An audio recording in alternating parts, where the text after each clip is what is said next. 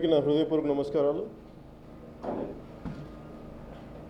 గత 3 రోజులుగా Andhra Pradesh special category status గురించి జరుగుతున్న గొడవలు ఇవన్నీ మీకు తెలిసిందే.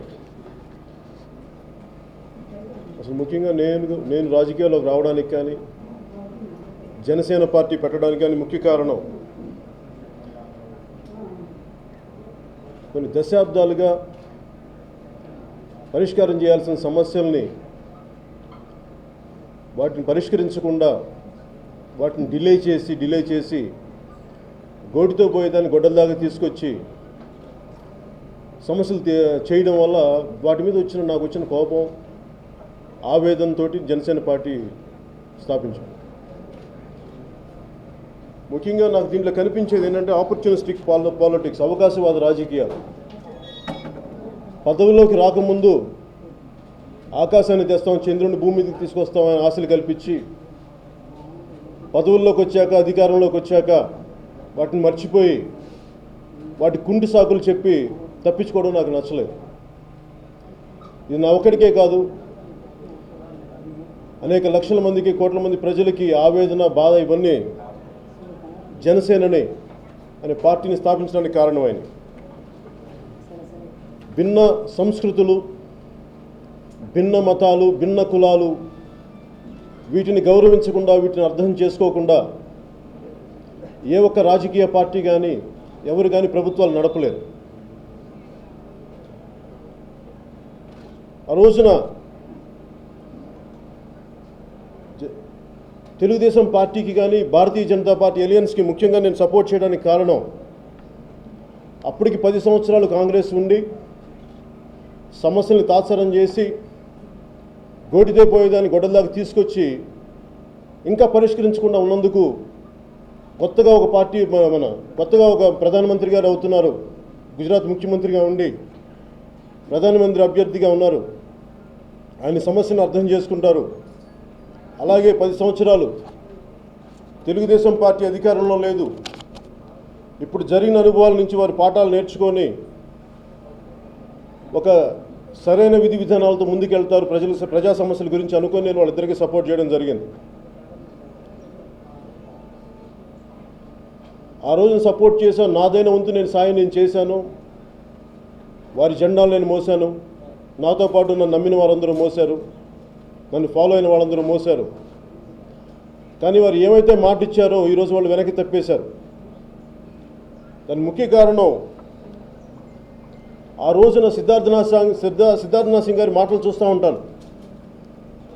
వారికి సపోర్ట్ చేసినప్పుడేమో నీకు రాజకీయ అనుభవం ఉందా, భారతీయ జనతా పార్టీ నాయకులు ఏ రోజున వారికి మద్దతు పలికినప్పుడు నీకు రాజకీయ అనుభవం ఉందా, నీకేం తెలుసు రాజకీయాల గురించి అని అడగలేదు. నన్ను కర్ణాటక పంపించారు, తమిళనాడు బార్డర్లకు పంపించారు, తెలంగాణ నలుమూలలకు పంపించారు, ఆంధ్రప్రదేశ్ మొత్తం తిప్పారు. ఆ రోజు ఎవరు నా రాజకీయ అనుభవం అడగలేదు, నీకెంత తెలుసు రాజకీయాల గురించి అని.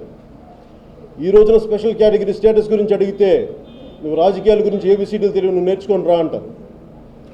ఇంతకు మించిన అవకాశవాదం ఏంటో నాకు కనిపించలేదు వీళ్ళ దగ్గర. ఈ రోజున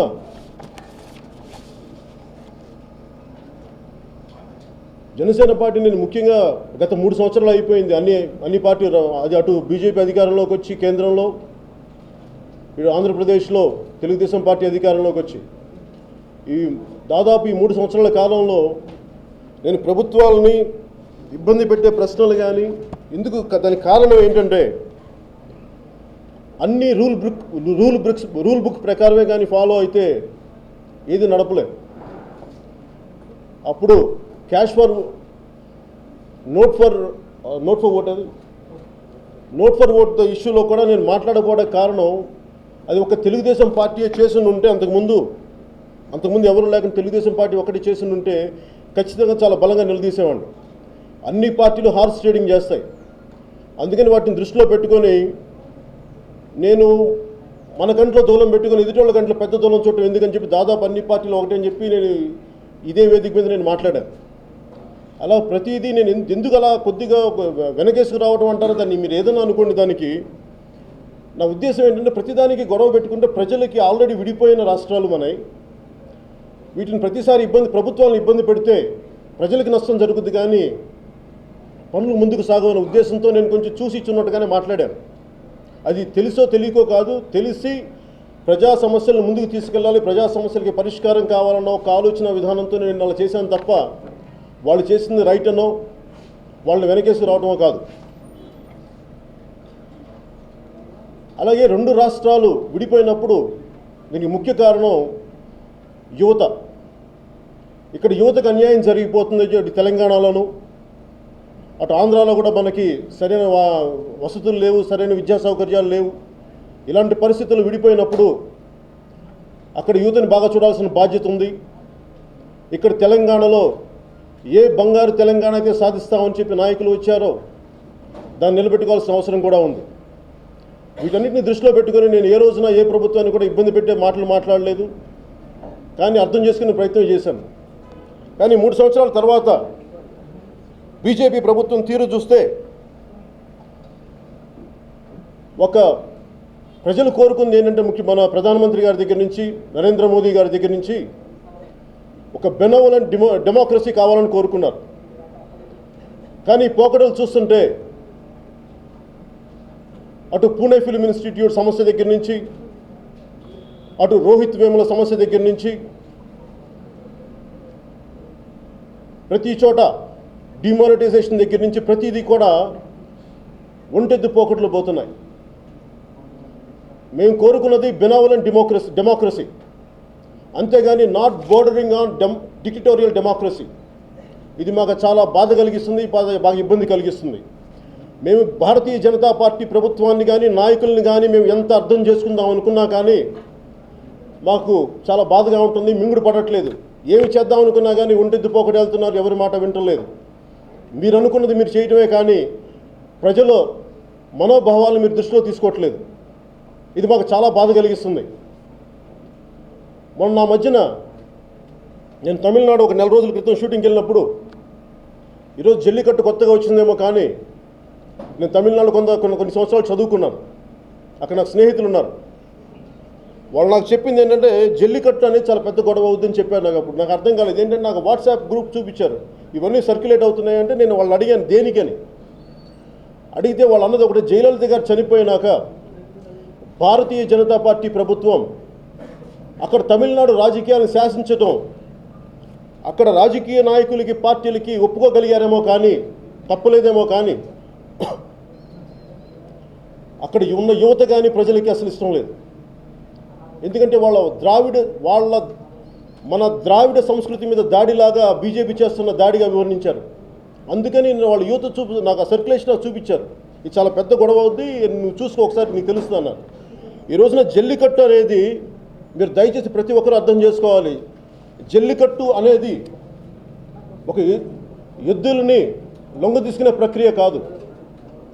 అది సంస్కృతిలో భాగం. ఇవన్నీ పక్కన పెడితే వాటన్నిటికంటే కూడా బీజేపీ మీద అక్కడ తమిళనాడు యువతకున్న కోపం అది. వాళ్ళు అలా చూపించారు బయటకు వచ్చి. వాళ్ళ నాయకులు వాళ్ళకి మద్దతు పలకలేకపోతుంటే, బీజేపీని ఎదిరించలేకపోతుంటే, తమిళనాడు రాజకీయాలను వాళ్ళు శాసిస్తుంటే ఆ కోపంతో వాళ్ళు బయటకు వచ్చారు. జల్లికట్టుని అలాగ చూడాలి, అది నిజంగా అర్థం చేసుకునే వాళ్ళకి అదే అని అర్థమవుతుంది. అలాగే ఈ రోజున రాష్ట్రాలు ఆంధ్రప్రదేశ్ ముఖ్యంగా అటు తమిళనాడు కానీ ఫెడరల్ స్ట్రక్చర్ని రిప్రజెంట్ చేస్తున్నాయి. ఫెడరల్ గవర్నమెంట్ పాలసీస్ని వాళ్ళు మినీ బీజేపీలా తయారయ్యారు. కానీ ముఖ్యంగా ఆంధ్రప్రదేశ్ మినీ బీజేపీలా తయారైంది. కానీ అక్కడ తెలుగుదేశం ప్రభుత్వం లేదు. అక్కడ మీరు ఆ రోజున ఒక్కొక్కరు 5 సంవత్సరాలు కాదు, 10 సంవత్సరాలు కాదు, 15 సంవత్సరాలు కూడా సరిపోదని చంద్రబాబు గారు అంటే, వెంకయ్యనాయుడు గారు గొంతు చించుకొని ఇవ్వాలి, రాష్ట్రానికి ఇవ్వాలి, అన్యాయం జరిగిపోతుందని చెప్పి అందరినీ నమ్మకం కలిగించి ఓట్లు వేయించుకొని ముందుకెళ్ళాక ఈ రోజున సంజీవిని విద్యగా అదేమన్నా సంజీవినియా, లేదంటే అది మరిచిపోయిన అధ్యాయం, గతించిన అధ్యాయం అనే మాటలు మాట్లాడుతున్నారు. అంటే మీకు ప్రజలంటే వెంకయ్యనాయుడు గారు మీకు ప్రజలంటే ఆటలుగా ఉందా? మీకు మీ ఇష్టానికి ఒక మాట మాట్లాడి ఇంకో రోజు ఇంకో మాట మాట్లాడితే మేము చూస్తా చేతులు కట్టుకొని కూర్చుంటాం అనుకుంటున్నారా? మీరు ఏమనుకుంటారండి? మీరు స్వర్ణ భారతి ట్రస్ట్ కోసం పెట్టినంత మనసు ఆంధ్రప్రదేశ్ రాష్ట్రానికి కానీ పెట్టినుంటే ఈ పాటికి ప్రత్యేక ప్యాకేజ్, ఖచ్చితంగా ప్రత్యేక స్పెషల్ స్టేటస్ వచ్చిండేది. మీరు స్వర్ణ భారతి ట్రస్ట్ కోసం పెట్టినంత మనసు ప్రజా సమస్యల మీద కానీ, ఆంధ్రప్రదేశ్ సమస్యల మీద కానీ, ఆంధ్రప్రదేశ్ ప్రత్యేక స్టేటస్ మీద కానీ మీరు మనసు పెట్టలేదు. మీరు 3 సంవత్సరాల్లో ఇన్ని రకాల మాటలు మారిస్తే ప్రజలెవరు మిమ్మల్ని నమ్మట్లేదు. మీరు సన్మానాలు చేయించుకోవచ్చు, ఏదైనా చేయించుకోండి, కానీ మీ మాటలను నమ్మే పరిస్థితిలో ప్రజలు లేరు. అలాగే వెంకయ్యనాయుడు గారి పదజాలం ఎలా ఉంటుందంటే, స్పెషల్ స్టేటస్ను 5 సంవత్సరాలు కాదు 10 సంవత్సరాలు ప్రసాదిస్తూ ఉంటారు. ప్రసాదించడానికి మీరేమైనా దేవుళ్ళా అండి? మీరేమైనా దేవుళ్ళా? దిగొచ్చారా? మీరు అందరిలాంటి మనుషులు కాదా? మీరు ప్రత్యేకంగా దిగొచ్చారా? ఢిల్లీ రక్షణ కవచాల్లో కూర్చొని మీ ఇష్టం వచ్చినట్టు మీరు మాట్లాడితే మీరు దిగొచ్చారు అనుకుంటున్నారా? మేమందరం మీ బానిసలమా? ఏమనుకుంటున్నారు మీరందరూ? మేము ఈ దేశ ప్రజలు మీరు ఇష్టానికి మాట్లాడితే కుదరదు. ఒకరోజు ఒక మాట చెప్పి ఇంకో రోజు ఇంకో మాట చెప్తే కుదిరి మేము ఖాళీగా కూర్చునే వ్యక్తులం కాదు, మనుషులం కాదు, ప్రజలం కాదు. మీరు దయచేసి మా ఆవేదన మీరు అర్థం చేసుకోండి. నోటికి ఇష్టం వచ్చినట్టు మీరు 4 మడత తిప్పుతా మాట్లాడితే మేము కూర్చుంటూ సహించేది లేదు. మేము ఇక్కడ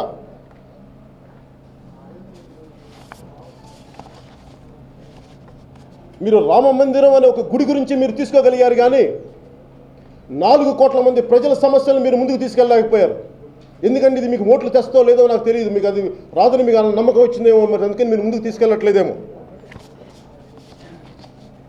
అలాగే ముఖ్యమంత్రి గారికి సంబంధించి ముఖ్యమంత్రి గారు చంద్రబాబు నాయుడు గారు వారికి ముఖ్యంగా సపోర్ట్ చేయడానికి కారణం వారి అడ్మినిస్ట్రేటివ్ ఎక్స్పీరియన్స్, వారి పరిపాలనా అనుభవం. నేను 2014 ఎన్నికల్లో చెప్పాను, వారి పరిపాలనా అనుభవం ఆంధ్రప్రదేశ్కి కావాలి అని చెప్పి. కేవలం పరిపాలనా అనుభవం ఒకటే దృష్టిలో పెట్టుకొని ఆయన ఆంధ్రప్రదేశ్ ప్రత్యేక స్టేటస్ గురించి ముందుకు తీసుకెళ్ళకపోవటం అది నైతికంగా ఆయన చేస్తున్న తప్పు.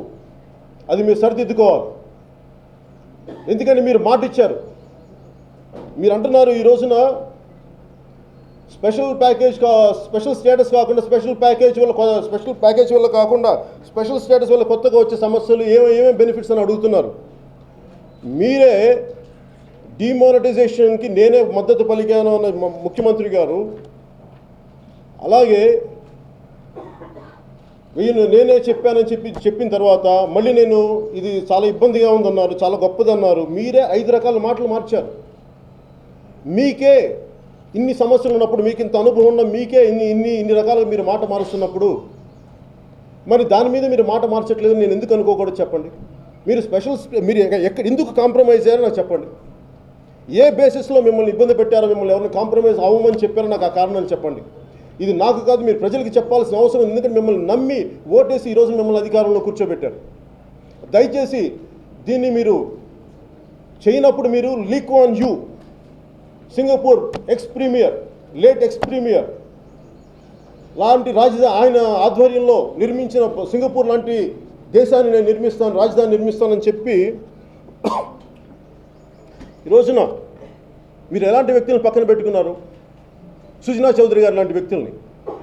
నాకు వీరందరూ వ్యక్తిగతంగా నాకు అందరూ పరిచయం ఉంది. సుజనా చౌదరి గారు కానీ, రాయపాటి సాంబశివరావు గారిని, నాకు వాళ్ళందరి మీద గౌరవం ఉంది. వాళ్ళు ఎవరు నాకు వ్యక్తిగతంగా నాకు ఎవరితో శత్రుత్వం కానీ విభేదాలు కానీ లేవు. కానీ ప్రజా సమస్యలకి ప్రజల పక్షాన్ని నిలబడటానికి నేను సొంత కుటుంబంతో, సొంత అన్నయ్యతో కూడా నేను విభేదించి వచ్చిన వాడిని. అలాంటిది మీకున్న పరిచయమో స్నేహమో కలిసి ప్రయాణం చేసామో దాన్ని విభేదించి బయటికి రావడానికి నాకు పెద్ద ఇబ్బంది ఏం లేదు. దాని గురించి వెనక్కి కూడా ఆలోచించను. మీకు నాకు ఉన్నది ఒక కామన్ ఎజెండా, ప్రజలకి పనిచేయడం, కలిసి పనిచేయడం అనేది. అది జరగనప్పుడు నేను ఎందుకు మీ పక్షం ఉండాలి? ఒకసారి మీరు నాకు చెప్పాల్సిన అవసరం ఉంది. నాకు కాకపోయినా ప్రజలకు చెప్పాల్సిన అవసరం ఉంది. సుజనా చౌదరి గారు మాట్లాడతారు, జల్లికట్టు స్ఫూర్తిగా తీసుకొని మీరు కోళ్ల పందాలు, పందుల పందాలు ఆడుకోమని చెప్పి. ఇదేనండి మీరు మాట్లాడే మాటలు? ఇన్ని కోట్ల మంది మనోభావాలు మీరు కించపరుస్తున్నట్టు కాదా? మరి మీరు ఏ స్ఫూర్తి తీసుకొని మరి బ్యాంకులకి మీరు రుణాలు ఎగ్గొట్టారో చెప్పండి. మీకు ఎవరు స్ఫూర్తి దానికి? ఆ మాట నేను మాట్లాడితే మీకు ఎలా ఉంటుంది? నాకు ఎంతో కాలం సుజనా చౌదరి గారు ఫైల్ ఇచ్చారు మాట్లాడమని, నాకు అర్థం కాలేదు. దాంట్లో నిజాలు నాకేంటో తెలియదు. నేను చెప్పాను వారికి, నాకు ఇచ్చిన వాళ్ళకి, నాకు ఆయన తెలుసు, కానీ నేను మాట్లాడడానికి నాకు ఇబ్బంది ఏం లేదు. కానీ దీంట్లో నిజాలు ఎంత ఉన్నాయో, మీరు నన్ను ఎవరైనా వాడుకుంటున్నారా నాకు ఇవన్నీ తెలియదు. మీరు కన్సర్న్, నేనేమైనా నేనేమైనా వేరే కూర్చోబెట్టి నేను ఎక్స్ట్రా కాన్స్టిట్యూషనల్ అథారిటీ కాదు మాట్లాడటానికి. నిజాలు తెలుసుకునేంత యంత్రాంగం కానీ శక్తి కానీ నాకు లేదు. మీరు కన్సర్న్ డిపార్ట్మెంట్స్కి వెళ్ళాలంటే మీరు తర్వాత అది వెళ్ళి మరి సిబిఐలో ఉందేంటో నాకు తెలియదు. కానీ మరి ఏ స్ఫూర్తి తీసుకొని సుజనా చౌదరి గారు మీరు బ్యాంకులకి రుణాలు మీరు తీసుకొని కూడా మీరు దాన్ని ఎందుకు మీరు పే చేయలేకపోయారు? దాని ఈరోజు ప్రైజ్ ఎవరు పే చేస్తారు? మీ వెనకాల మీరు ఇన్ని లోపాలు, ఇన్ని సమస్యలు పెట్టుకొని మీరు ప్రజలు అనే హక్కు మీకు ఎక్కడుంది? మీరు చేతనైతే స్పెషల్ స్టేటస్ కోసం మీరు పోరాటం చేయండి, అంతేగాని చేసేవారిని దయచేసి కించపరచకండి, వెనక్కి లాక్కండి.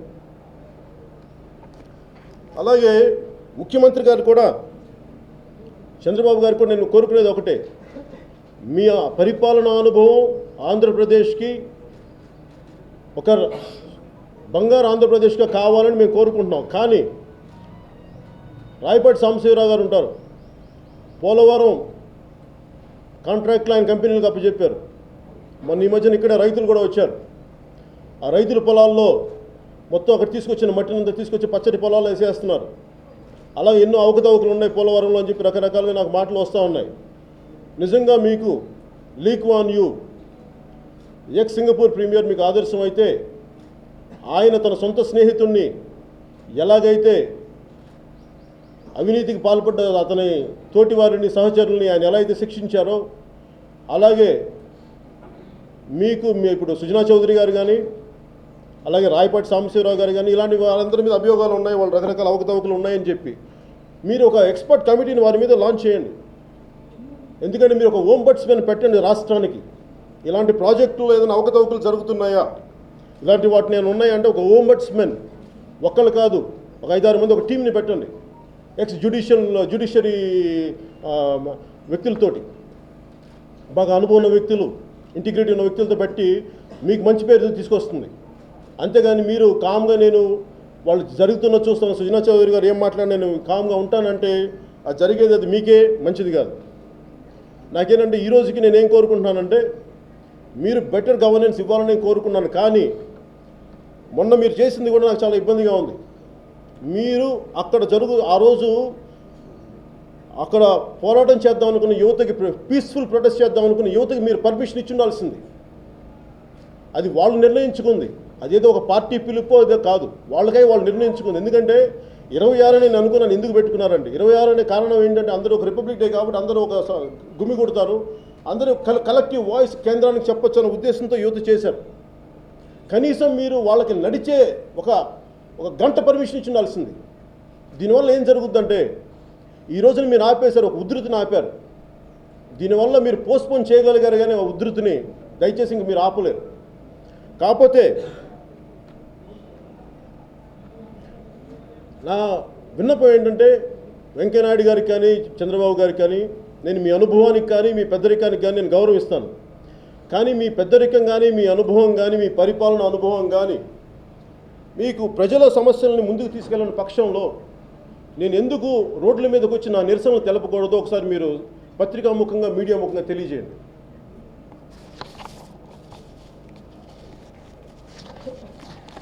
అలాగే కేంద్ర ప్రభుత్వాన్ని,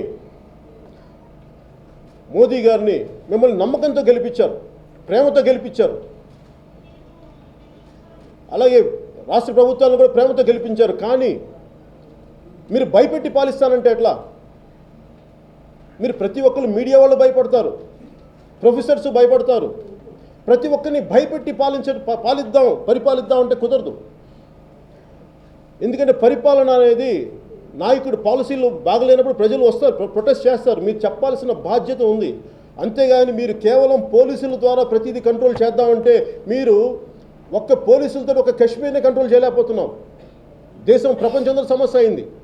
అలాంటిది మీరు దేశం అంతా ఈరోజు జల్లికట్టు అని చెప్పి తమిళనాడులో పోలీసులతో అక్కడ కంట్రోల్ చేయించి ఆంధ్రప్రదేశ్లో యువత ప్రొటెస్ట్ చేద్దాం అనుకుంటే ఇక్కడ అక్కడ కంట్రోల్ చేయించి ఇక్కడ తెలంగాణలో కూడా ఇలా చేస్తే కేవలం పాలసీల ద్వారా మీరు ప్రజలకి కమ్యూనికేట్ చేయాలి కానీ మీరు పోలీసుల ద్వారా ప్రజల్ని యువతని కంట్రోల్ చేద్దామంటే అది మీరు తాత్సారం చేసినట్టు పోస్ట్పోన్ చేసినట్టు అవుద్ది. కానీ ఇది గోటితో పోయేదని గొడ్డల దాకా తీసుకురావద్దు దయచేసి. మీరు మేము ఏమైనా చేస్తాం, మేము అధికారంలో ఉన్నాం అని మీరు మాట్లాడితే నేను కేంద్ర ప్రభుత్వానికి కానీ మిగతా నాయకులందరికీ ఒకటే చెప్తాం, ప్రజల తరపున మేము కూడా ఉంటే ఉంటాం పోతే పోతాం అన్న స్థాయికి మేము వస్తాం.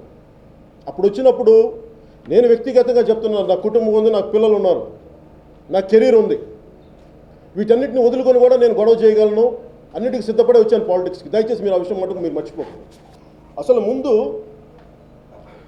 ఆంధ్రప్రదేశ్ స్పెషల్ కేటగిరీ స్టేటస్ ఇస్తారా ఇవ్వరా అనే దానికంటే కూడా మీరు ఎన్ని మాటలు మార్చారు. మీరు ఒకరోజు ఇస్తామన్నారు, 5 సంవత్సరాలు కాదు 10 సంవత్సరాలు అన్నారు, 15 సంవత్సరాలు అన్నారు, లేదు స్పెషల్ ప్యాకేజ్ అన్నారు. స్పెషల్ ప్యాకేజ్ని ఎందుకు నమ్మట్లేదు చెప్తాను. చంద్రబాబు నాయుడు గారు ఆంధ్రప్రదేశ్ని విడగొట్టినప్పుడు 12 గంటలు విడగొట్టారు, అది చూసాం. అలాగే ప్రజలకు ఉపయోగపడే స్పెషల్ కేటగిరీ స్టేటస్ ఇవ్వలేనప్పుడు స్పెషల్ ప్యాకేజీ దానికి పేరు మార్చాం కానీ దాదాపు అదే అన్నారు. మరి అర్ధరాత్రి పూట ఇవ్వాల్సిన అవసరం ఏముందండి? నిజంగా అది ప్రజలకే మీకు అది సరైనది అయితే మీరు అర్ధరాత్రి పూట అంత హడావిడిగా ఇవ్వాల్సిన అవసరం ఏముంది? మీలో ఏవో తప్పులు ఉన్నాయి. నేను మొన్న అనంతపూర్ సభలో కూడా వాళ్ళు ఇచ్చిన స్పెషల్ ప్యాకేజ్ ఎందుకు సరైనది కాదు అని చెప్పానంటే, నేను ఢిల్లీ వెళ్ళాను, ఢిల్లీలో ఫైనాన్స్ కమిషన్లో చేసిన మెంబర్స్తో కలిశాను, సెక్రటరీస్తో కలిశాను, ఒక 5 మంది ఎక్స్పర్ట్స్ నేను ఒపీనియన్ తీసుకున్నాను. వాళ్ళు ఏం చెప్పారంటే మొత్తం రాష్ట్రానికి రావాల్సిన వాటానే వీళ్ళు పేరు మార్చి ఇచ్చారు అని చెప్పి చాలా డీటెయిల్గా ఇస్తే నేను అవే సమస్యలు నేను ఉదహరించాను వాళ్ళు చెప్పిందే. అలాగే పోలవరం అది ఒక ఇంటిగ్రేటెడ్ ప్రాజెక్ట్, అది అటు నీటి అవసరాలకి, అటు వ్యవసాయ అవసరాలకి, అలాగే పారిశ్రామిక అవసరాలకి. కానీ వాళ్ళు ఇచ్చిన ప్రాజెక్ట్ ప్రకారం కేవలం ఇరిగేషన్కే తప్ప మిగతా వాటికి కాదు. దాని గురించి నేను అనంతపూర్లో మాట్లాడిన ఈ రోజుకి దాని మీద సమాధానం లేదు రాష్ట్ర ప్రభుత్వం నుంచి. అలాగే వెనుకబాటు 5 జిల్లాలను వెనుకబాటు జిల్లాలుగా గుర్తించామన్నారు. మరి గుర్తించి పంపించారా కేంద్రానికి? మరి ఎప్పుడు ప్రారంభిస్తారు? వాళ్ళు ఇచ్చింది 5 సంవత్సరాలు, మరి అది కూడా మేము అనుకుందాం. మరి ఎప్పుడు మీరేం ప్రారంభించలేదు కదా, ప్రారంభించిన కాడికి మీరు ఏం న్యాయం చేస్తున్నట్టు ప్రజలకి? అందుకని ఇలాంటి వాటికి సమాధానాలు లేవు రాష్ట్ర ప్రభుత్వం దగ్గర. కేంద్రంలో ఉండే ప్రతి ఒక్కరికి మీరు ప్రత్యేకించి దయచేసి పుట్టలేదు, మీరు అందరిలాంటి మనుషులే. మీరు రక్షణ వలయాల్లో కూర్చొని మీరు శాసించండి, బాధ్యతలు తీసుకున్నారు, మేము వాటిని గౌరవిస్తాం. కానీ అది మీ వ్యక్తిగత ప్రతిష్టలకో లబ్ధికో మీరు ఇష్టం వచ్చినట్టుగా మా మీద రుద్దాలనుకుంటే మటుకు, ముఖ్యంగా దక్షిణాది రాష్ట్రాల నుంచి మీకు చాలా పెద్ద ఎత్తున నిరసనలు వస్తాయి. దయచేసి వాటిని మీరు మర్చిపోకండి. మీకు ప్రజలు బానిసల్లా కనిపిస్తున్నారేమో. బానిసలు తిరగబడితే ఎలా ఉంటుందో కూడా మీకు తెలుసు వచ్చే రాబోయే కాలం. నేను మొన్న ఈ మధ్యన ఉత్తరాది దక్షిణాది వివక్ష అని చెప్పాను. కొంతమంది ఇబ్బంది కలగచ్చు. అదే నాకు తెలుసో తెలియకుండా తెలిసే మాట్లాడాను. దానికి కారణం ఏంటంటే దాదాపు 1500 మంది చనిపోతే కానీ తెలంగాణలో అక్కడ హెడ్లైన్స్ అవ్వవు, నేషనల్ హెడ్లైన్స్లో. తెలంగాణలో కొన్ని 100 మంది చనిపోతే కానీ జాతీయ స్థాయి అట్రాక్షన్ రాదు, దృష్టి రాదు. అప్పుడు ఇలాంటి సమస్య ఉందా రాదు తెలంగాణకని అలా అందరూ కదిలి వచ్చారు. కానీ ఢిల్లీలో ఒకటి తుమ్మినా, ఒకళ్ళెవరో కాలు జారి పడిపోయినా అది మొత్తం జాతీయ న్యూస్. అంటే మీరు రాష్ట్రం దేశం అన్నీ ఒక సమిష్టి ఇది అనుకున్నప్పుడు మీరు ఎందుకు సమానమైన అవకాశాలు ఇవ్వరు? జాతీయ స్థాయి పత్రికలు కూడా అర్థం చేసుకోవాల్సింది. దక్షిణాదికి కూడా మీరు దయచేసి ఇంపార్టెన్స్ ఇవ్వండి. అంతేగాని కూర్చోబెట్టి ఎంతసేపు ఉత్తరాది తాలూకు న్యూస్నే మాకు రుద్దితే దక్షిణాది తాలూకు మీరు చెప్పరా? మీరు హిందీ మేము గౌరవిస్తాం, దక్షిణాది భాషను కూడా మీరు గౌరవించండి, మేము కోరుకుంటున్నాం. అది కేవలం ఓట్లకే దక్షిణాది వారా? మిగతా వాటికి కాదా? ఆత్మగౌరవం లేదా మాకు? రోడ్ల మీదకి రావాలా మేము? దయచేసి మీరు అర్థం చేసుకోండి. దీని కారణం కూడా మీరు ఒక రాష్ట్రాన్ని విడగొట్టినప్పుడు, దక్షిణాది రాష్ట్రాన్ని విడగొట్టినప్పుడు తేలిగ్గా 12 గంటల్లో విడగొట్టగలిగిన మీకు యూపీ కానీ విదర్భ కానీ 4 రాష్ట్రాలుగా విదర్భని మహారాష్ట్ర నుంచి విడగొట్టాలని, ఉత్తరప్రదేశ్ 4 రాష్ట్రాలుగా విడగొట్టాలని ఎప్పటి నుంచో ఉంది. దానికి ఈ రోజున మీకు 100% మీకు 300 పైన మెజారిటీ ఉంది. మీకు మొత్తం మెజారిటీ ఉంది. ఈ రోజున మీరు ఏ పాలసీ ఉంటే ఆ పాలసీ మీరు చేయగలుగుతారు, ఏ బిల్ ఉంటే ఆ బిల్ పాస్ చేయగలుగుతున్నారు. అలాంటిది మీరు ఇప్పుడు ఎందుకు విడగొట్టట్లేదు అంటే మీకు ఉత్తరాది ప్రాబల్యం బలంగా ఉండాలి, ఎందుకంటే మిగతా కంట్రీని కంట్రోల్ చేయాలి.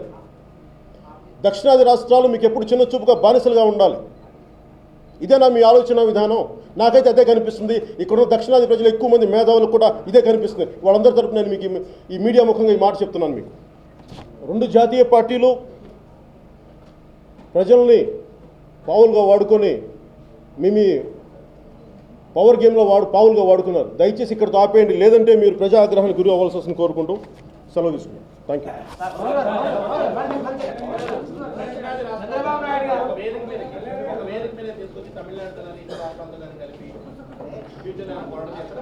దక్షిణాది రాష్ట్రాలు అన్న దానికి కారణం ఏంటంటే I'm very clear about what I'm saying. We love our motherland, we bow to our motherland, we respect our motherland. But if you keep on degrading the Dravidian culture, definitely we'll raise our voice against North Indian elite leadership. I'm not going back on my words. Unless you understand the agony and pain of South, we'll make you understand.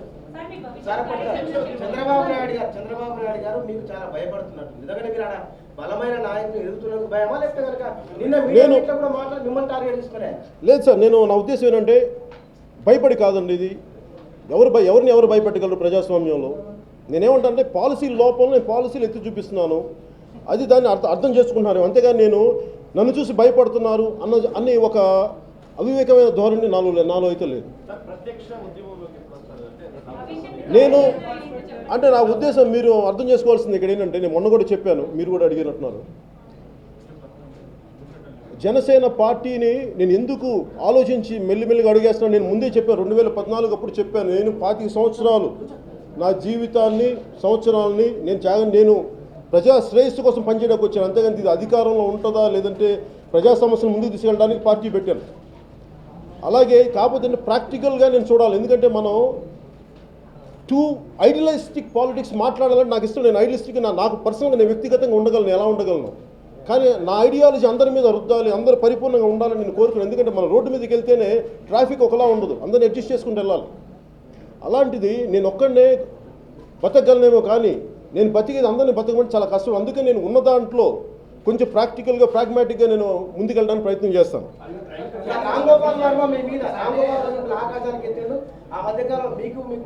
నేను రామ్ గోపాల్ వర్మ గారి నుంచి ఒకటే మాట చెప్తాను. ఆయన ఈ సభలో మాట్లాడే వ్యక్తి కాదు కానీ బట్ స్టిల్ ఆయనకి ఒకసారి సభాముఖంగా మీడియా ముఖంగా once for all I never speak about him again.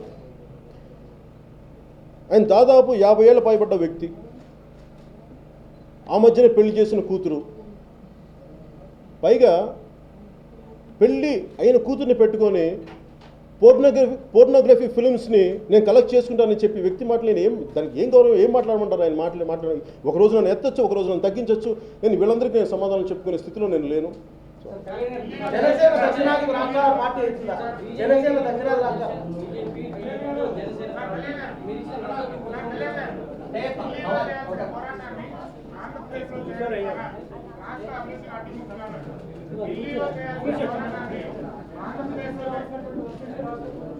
ఢిల్లీలో చేయాల్సిన పోరాటాన్ని